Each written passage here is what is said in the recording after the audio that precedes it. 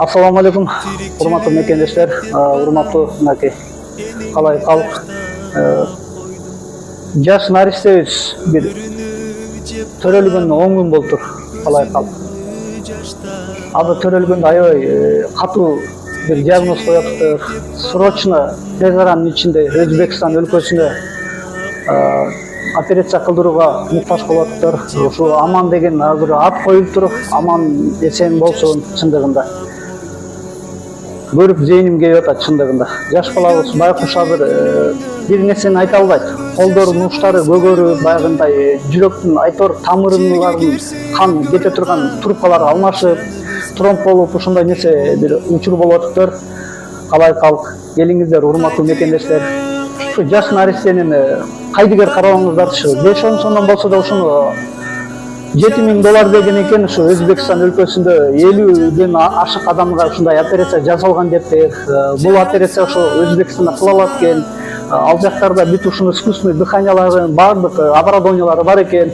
Ошондуктан урматтуу мекендештер, жардамыңыздардан айнбаңыздар. Таш көмүр шаарынын тургуну ушу Аман инибиз 5-чи экен да. Өзүм дагы бир маалымат берип кетсең. 5-чи адам болот. Калган балдардын баары жакшылык эле көрөт. Тяжелый порог сердца деп коюшту. КМС, ППС дешти. Өз бир күндө жаңы төрөлгөндө эле апарыш керек болчу экен.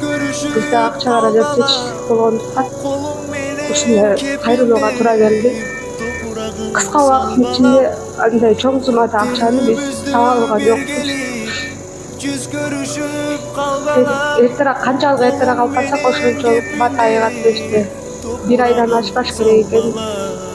Бир жуманын ичинин аралыгында алып барып операция кылдырып калышыбыз керек экен. Келиңиздер, урматтуу мекендештер, урматтуу Таш көмүр шаарынын тургундары, өзүбүздүн жараныбыз, өзүбүздүн мынакей Самат деген инибиздин баласы экен 92-жылкы.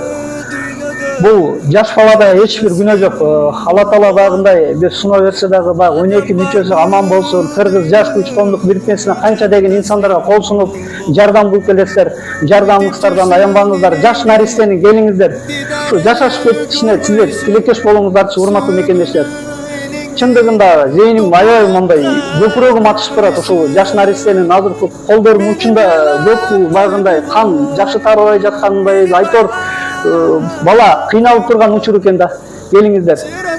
Өзүнүн реквизиттери болот, ошол реквизиттерге жардам кол сунуп кетиңиздер. Тез аранын ичинде бул бир жума деген өтө чоң суроо экен. Ушу 5-чи олардын булар баягындай энесин дагы азыркы күндө баягы жакшы эмгизе албай ушул стресстин айынан дагы сүт чыкпай атыптыр да. Келиңиздер, урматтуу мекендештер, жардамыңыздарды аянбаңыздарчы. Жаш наристе жашап кетсинчи. Кол сунуп өмүрүнө бир себепчи болуңуздар. Кайдыгер карабаңыздар.